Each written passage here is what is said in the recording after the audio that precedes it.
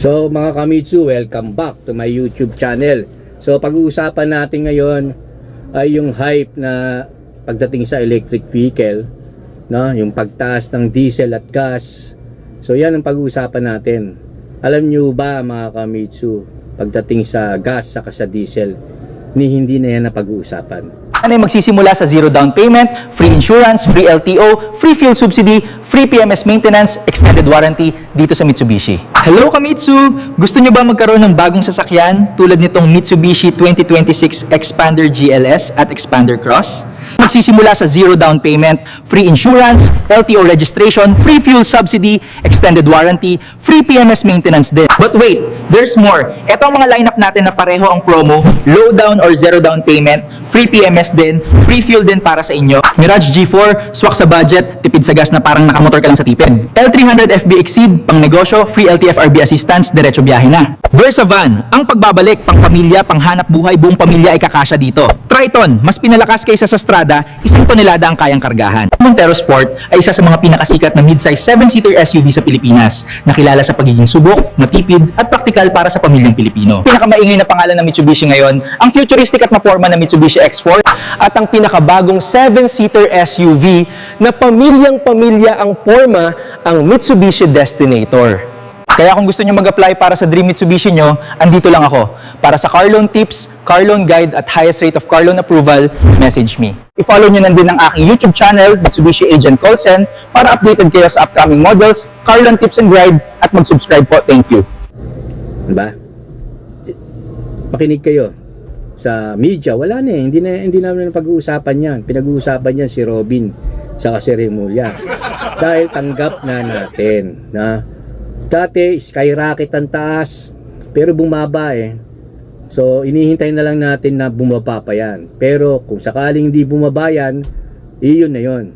No, tanggap na naman natin yan mga Kamitsu. Kagandahan lang itong Mitsubishi, meron tayong Eco na nakakatipid ito. Tuturo ko yan once na nag-apply kayo sa akin, i-release natin. Tuturuan ko kayo ng mga tips para bumaba yan. So dun tayo sa hype, yung electric vehicle. Alam natin mga Kamitsu na hindi pa talaga handa ang Pilipinas. Kung nasa Metro Manila ka, paano mo i-charge yan kung wala kang parking? Pupunta ka ng mall, mayroong mga charging dyan na iba. Pero maghihintay ka ng mga ilang minuto para sa turn mo. May mga nakausap ako na mga electric vehicle dyan mga Kamitsu, mga driver. Sa mga yung GSM Green, problema talaga nila is yung charging. So ngayon, kung nasa condo ka, ganun din. Wala namang parking, yung parking mo, wala namang charging station, no? Kung meron man yan, konti pa lang ang meron nun. Kasi nga, hindi pa handa ang Pilipinas pagdating sa mga charging station.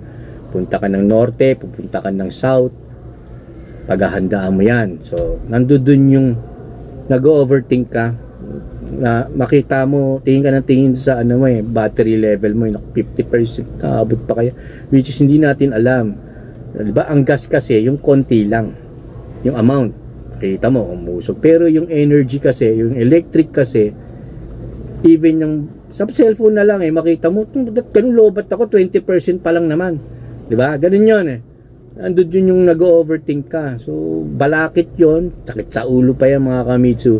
So ito hindi pa handa talaga na, alam naman natin yan. So ano pa ba mga na-hype tayo? Yung value ng sasakyan, paano na after 5 years, di ba po? Tapos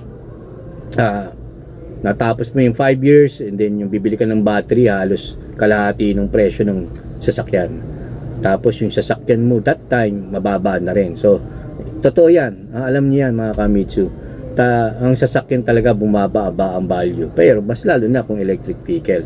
So alam ko darating tayo dyan mga Kamitsu. Even kami dito sa Mitsubishi, actually nauna nga kami dyan yung nga lang hindi pa yung time na yan na hindi naging hype gawa ng totoong hindi pa talaga handa ang Pilipinas. Yan alam ng management yan, kaya hindi kami naglabas kami ng una, pero yung Outlander, yung time na yon hindi pa talaga handa ang Pilipinas.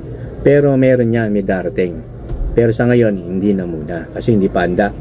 Katulad ng mga charging station. So ngayon, ang promo ngayon, dahil mahal kayo ng Mitsubishi, meron tayong 20,000 to 40K na fuel, free fuel, no, from Shell at MMPC. Project nila yan para sa inyo.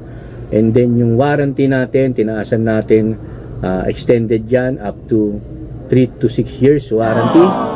Yan po yan, no, mga kamitsu, para sa inyo yan. Then yung PMS maintenance, free na rin yan.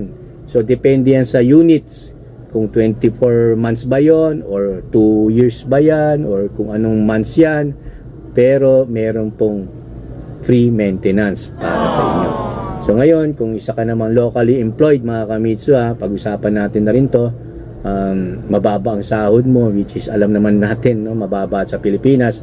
Kung family use, may mga kapatid ka, 3, principal ka, 2 co-maker, pwede yan, mga kamitsu. Nagawa ko na yan So mga merong credit card, cancel card, walang problema. Kung meron kang active na credit card, doon natin i-apply. Kasi nga naman, kung ako ang AO doon, makita ko, active ka, maganda ang payment mo. Hindi na kita CCI. Ba't kita CCI? May credit card ka sa amin. So, isa lang yan. No? Hindi natin isa-shotgun yan pagdating sa mga bangko. So, yun pa, meron pa, yung regarding sa mga OFW naman, nag-a-assign kayo ng principal na nandito sa Pilipinas. Kahit walang trabaho yon, basta asawa nyo. At willing kayo. Ito yun, importante kasi yung iba hindi nasasabi, OFW ko, apply. And then pagka-approve, kailangan ng SPA. Consularis SPA, yung bibigyan kayo ng form, dadalhin nyo sa embassy, papakonsul nyo, and then ipapadala nyo sa opisina. Yun, ginagawa yung kapag approve na. Hindi na-inform, hindi ako makakapunta ng embassy, hindi natutuloy. So ito yung video na to para sa inyo.